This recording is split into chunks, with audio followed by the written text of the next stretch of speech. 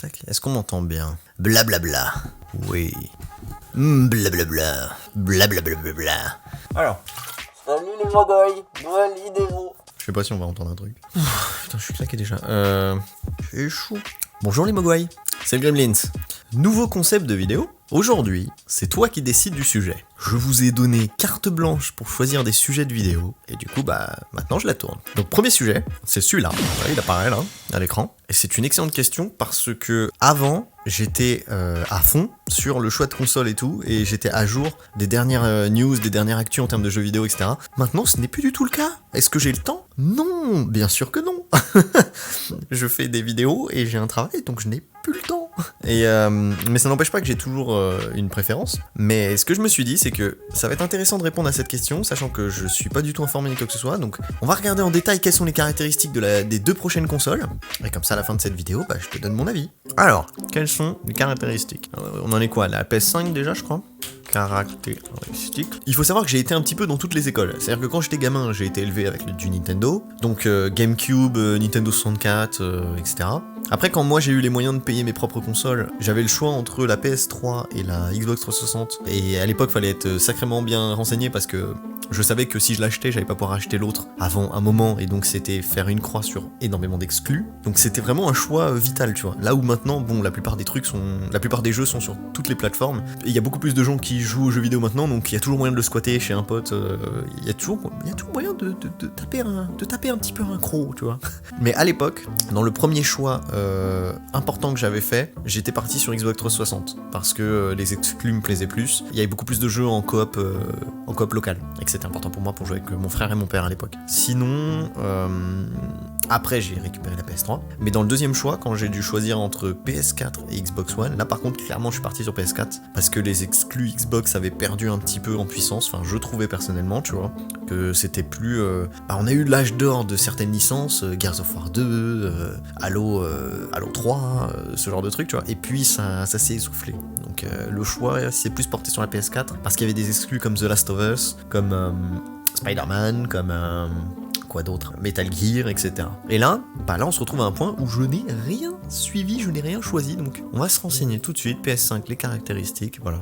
Date, prix, tout ce qu'il faut savoir, très bien, nickel. Et Xbox, je sais même plus comment elle s'appelle la nouvelle. Xbox One X, c'est ça? Caractéristiques. Ouais, ça doit être ça. Alors, fiche technique, etc. La fiche technique complète, parfait. Alors déjà, si on compare, on va faire un battle. C'est un battle de console. Bon, déjà, tu sais quoi, on va comparer le visuel. En vrai, la Xbox One, je trouve que la Xbox One, elle fait vachement très classique. Elle est très proche de la PS4, en fait, visuellement. Mais elle me fait beaucoup penser à... Merde, comment ça s'appelle? À une Freebox. Disons que c'est classe, c'est sobre, en déco c'est sympa, mais ça sort pas de l'ordinaire, c'est pas un petit peu stylisé.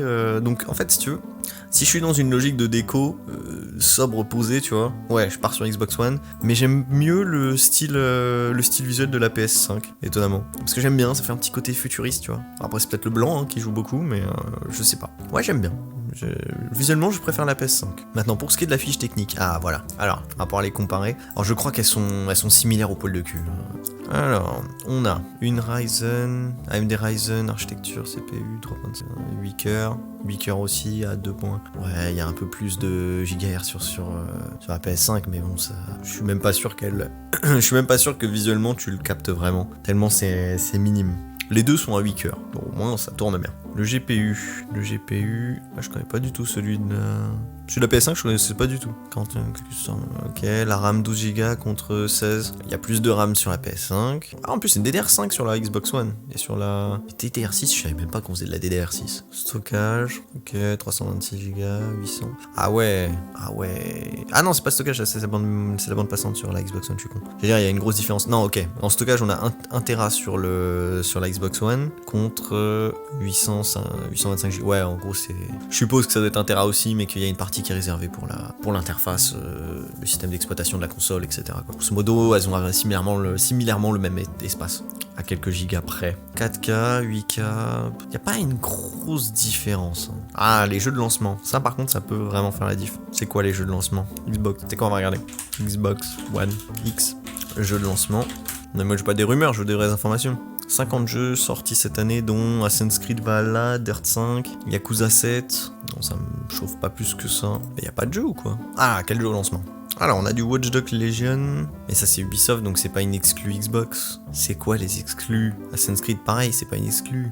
Cyberpunk non plus. Regarde, on va comparer, on va taper exclus Xbox One X. Ouais, similairement, j'ai l'impression qu'ils ont à peu près les mêmes, jeux de lancement. C'est au kiff-kiff, hein. C'est chaud de choisir une préférence, alors que, j'ai l'impression que c'est similairement la même chose. Il y a Ori and the Blind Forest, un Gears Tactique, Bleeding Edge, Gears Tactique, Grounded, Mon endroit vaste et beau et dangereux, Drake Hollow. Ah, ça a l'air cool ça. Faire à quoi ça ressemble ça?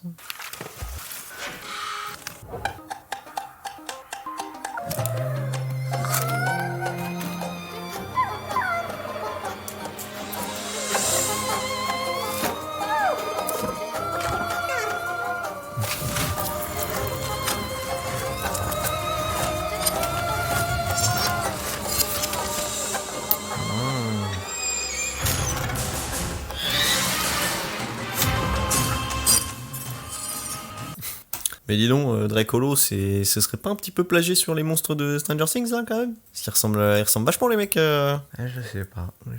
Putain, mais Lopok il a craqué sur ça quoi. Et quel enfant. Ouais, je suis pas très convaincu. Ah, Tunic, si, Tunic, Tunic me faisait envie dans les exclus, mais voilà, c'est une exclue. Tunic me faisait effectivement envie, mais c'est une petite exclue sur je sais pas combien. Enfin, le Halo Infinite, ouais, aussi, il me chauffe. Mais il va être sur PC, vu que maintenant les Halo c'est plus des exclus. En fait, j'ai plus vraiment de raison de faire un choix, en fait. Je suis pas du tout hypé, en fait. Sony a profité de l'onglet pour nous livrer un aperçu de sa console. Ah, bah écoute, c'est quoi, 100% numérique. Est-ce qu'on a une vidéo qui montre de la patate un peu là? Je crois que je l'avais vu ça. Mais oui, je l'ai vu. Mais ça me parle pas, moi. Ouh, pas libre de droit. Ah oui, c'est vrai que j'avais oublié cet élément ultra important, qui est que la PS5 c'est 100% numérique. Bah en fait, au-delà de faire un choix, puis en plus c'est vrai que c'était une des questions qui m'avait été posée, donc ça va faire une double vidéo. La question du passage au virtuel total, au dématérialisé quoi. C'est plus ça qui fait questionner en fait. Parce qu'en fait, il est plus question de console maintenant, il est question de PC. En fait. C'est des PC alternatifs, hein, mais c'est des PC. Tu prends les jeux, tu les installes, tu les télécharges, enfin c'est exactement ce que tu fais sur ordinateur quoi. Donc est-ce que la console a toujours un sens quelque part? J'ai pas l'impression, tu vois, c'est pas comme quand tu mettais une cartouche ou un CD, que tout était dessus et qu'il n'y avait pas de mise à jour, il n'y avait pas de truc, c'est juste tu mets le jeu, ça marche, et tu le finis, et tout ce qu'il y a sur le CD, c'est le jeu, quoi, tout c'est complet. Maintenant, j'ai plus l'impression qu'il y a cette notion-là, en fait. Tout ce qui est alpha, bêta-test, DLC supplémentaire, DLC gratuit, DLC payant, mise à jour, rattrapage de bourde sur des jeux vidéo finis à l'arrache, je sais pas. En fait, je crois que pour répondre à la question, mon choix, c'est aucune des deux. Parce que l'utilisation que j'en fais n'est plus adaptée. Moi en fait ce qui est optimisé pour moi, enfin ce qui est plus facile, c'est d'avoir des jeux sur PC parce que pour les streamer c'est beaucoup plus simple, pour les calibrer et tout, enfin pour les paramétrer c'est beaucoup plus simple. Après l'idéal moi au-delà en fait d'acheter juste la console, j'aimerais qu'ils me vendent un vrai concept ou qu'il y ait un vrai changement, tu vois. Je serais plus chaud de partir sur de la VR pour avoir une vraie expérience, vraiment quelque chose de différent, plutôt que une énième machine pour faire tourner des jeux qui tournent aussi bien sur ordi maintenant. Je sais pas, je vois pas la plus-value d'avoir une console maintenant en fait. Bon après tu m'offres une PS5 ou une Xbox One, je dis pas non tu vois. Mais ouais, je pense que ouais, on va clôturer la vidéo là-dessus parce que j'arrive pas à me décider. Et les exclus ne m'encouragent pas à fixer mon choix. Donc ouais, moralité, je pense que j'aurais craqué sur la PS5 si j'avais pas du tout eu de console, si j'avais pas eu d'ordinateur, et surtout si je faisais pas de stream. Mais maintenant que j'ai un setup de stream et que tout est plus simple via l'ordinateur, bah je dirais l'ordi en fait. Voilà. Bah écoutez, c'était Anthony le Gremlins. Moi je vous dis à plus tard dans la prochaine vidéo. Je vous fais des bisous. Ciao les mamans.